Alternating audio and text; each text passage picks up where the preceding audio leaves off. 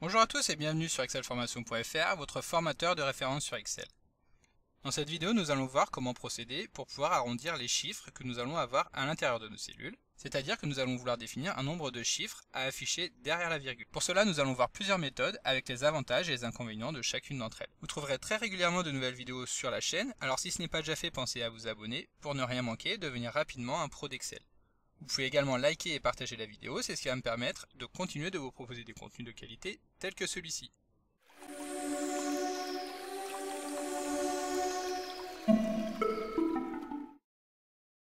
Pour illustrer ce cours, nous disposons d'une table reprenant différents articles, dont nous allons avoir ici la référence, avec leur prix d'achat exprimé en dollars. Nous disposons également juste au-dessus d'une table de conversion qui va nous permettre de récupérer l'équivalent du prix, mais cette fois-ci exprimé en euros. Pour convertir à un prix, il suffit de multiplier celui-ci par le taux de conversion, en faisant attention de bien récupérer la référence absolue à ce taux de conversion, donc en utilisant la touche F4, ce qui nous permettra, lorsque nous allons valider la formule, que la référence au taux de conversion soit bien conservée. De cette manière, nous constatons que la référence 49846, qui coûte 937,30 $, a pour équivalent 835,55 et quelques euros.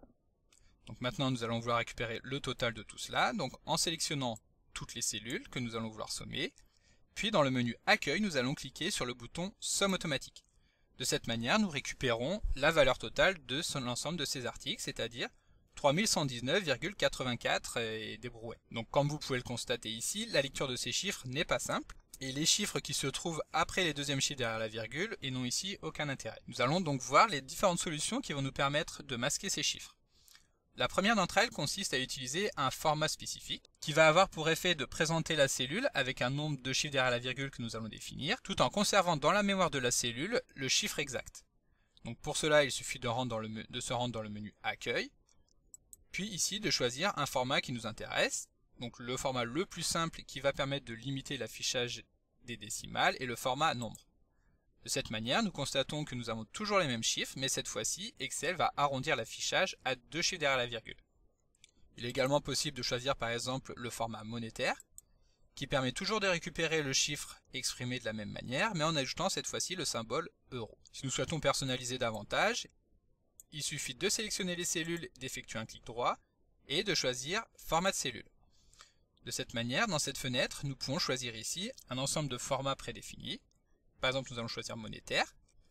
Et si nous ne faisons rien, nous allons récupérer le format que nous avions déjà ici. Ici, il s'agit des prix exprimés en dollars. Et donc, dans le menu symbole, nous pouvons choisir dollars. Et nous pouvons personnaliser le nombre de décimales que nous voulons, mais nous allons conserver 2 décimales. Ensuite, nous allons valider en appuyant sur le bouton OK. Voilà, donc les chiffres ici exprimés sont beaucoup plus clairs. En revanche, nous allons voir que cela peut être source d'erreurs. Pour nous en rendre compte, nous allons prendre une calculatrice, par exemple la calculatrice intégrée dans Windows, et nous allons effectuer la somme de tous ces chiffres, en commençant donc par 835,56, plus 888,55, etc. Et donc lorsque nous validons le calcul, la calculatrice nous annonce 3119,86 €, alors qu'Excel nous avait annoncé 3119,84. Et donc pour comprendre la raison de cette différence, il va suffire d'ajouter un chiffre de plus. Pour ajouter rapidement un chiffre, il suffit ici de cliquer sur le bouton Ajouter une décimale, pour se rendre compte que le 56 qui était affiché ici par Excel correspond en réalité à 55 centimes,6. De cette manière, l'ensemble des écarts d'arrondi vont finir par aboutir à une différence. Alors c'est sûr, une différence de 2 centimes, ce n'est pas très significatif, mais cela peut par exemple engendrer des erreurs dans la comptabilisation des factures, ce qui empêche d'avoir une écriture équilibrée. Donc l'autre solution qui va permettre d'obtenir un arrondi, mais qui cette fois-ci sera beaucoup plus intéressant, c'est d'utiliser directement au niveau des calculs la formule arrondi. Donc pour cela, nous allons reprendre notre calcul qui permet d'obtenir le prix en euros, que nous allons intégrer dans une formule arrondie. La formule arrondie permet de prendre un nombre et de l'arrondir à un nombre de décimales que nous allons choisir ici dans le second paramètre. Sachant que l'arrondi va se faire à la valeur la plus proche, c'est-à-dire que si le chiffre juste après est compris entre 0 et 4, alors Excel effectuera un arrondi sur le chiffre inférieur. En revanche, si le chiffre juste après est compris entre 5 et 9, l'arrondi se fera au chiffre supérieur. Et voilà, de cette manière, nous récupérons bien le chiffre que nous avions calculé tout à l'heure, à savoir 3119,86 €. Ici, nous avons laissé un troisième chiffre derrière la virgule, ce qui nous permet de bien constater que celui-ci est toujours égal à 0. Les arrondis sont vraiment effectifs.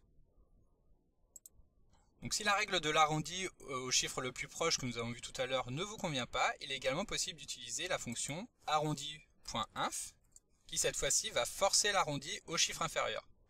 Donc de cette manière, Excel se contente en fin de compte de tronquer le chiffre en excluant tout ce qui se trouve 2 chiffres après la virgule. Nous pouvons également utiliser la formule arrondi_sup qui cette fois-ci va forcer l'arrondi au chiffre supérieur. Ensuite, il est possible d'utiliser la formule arrondi au multiple qui cette fois-ci permet de définir une règle d'arrondi en fonction d'un multiple. Par exemple ici, nous allons vouloir arrondir nos chiffres par fourchette de 50 centimes. Donc nous allons utiliser la formule arrondi au multiple par groupe de 50 centimes. De cette manière, la partie décimale renvoyée par la formule sera soit de 0, soit de 50 centimes. Nous pouvons également définir des règles plus importantes. Donc par exemple, de regrouper les chiffres par groupe de 10 euros. Et enfin, toujours dans l'idée de regrouper les chiffres par groupe, il est possible d'utiliser les deux formules plancher.mat et plafond.mat qui vont permettre de regrouper soit en fonction de la borne supérieure, soit en fonction de la borne inférieure du groupe que nous allons spécifier. Donc la formule plafond.mat par exemple permet de récupérer exactement la même valeur que ce que nous venons de voir dans la formule arrondi au multiple. En revanche, si nous utilisons la formule plancher.mat, alors l'arrondi se fera à la dizaine en dessous. Et voilà, cette vidéo touche maintenant à sa fin et nous avons fait le tour de l'ensemble des possibilités qui s'offrent à vous pour arrondir un chiffre. Comme d'habitude, vous pouvez télécharger le support de ce cours en suivant le lien disponible dans la description de la vidéo. Et surtout, si la vidéo vous a plu, n'oubliez pas de la liker et de la partager. N'hésitez pas non plus à me laisser vos impressions dans l'espace de commentaires, je me ferai un plaisir d'y répondre. Et enfin, si ce n'est pas déjà fait, abonnez-vous à la chaîne pour être informé de la sortie de la prochaine vidéo. Et à demain pour un nouveau tuto sur excelformation.fr.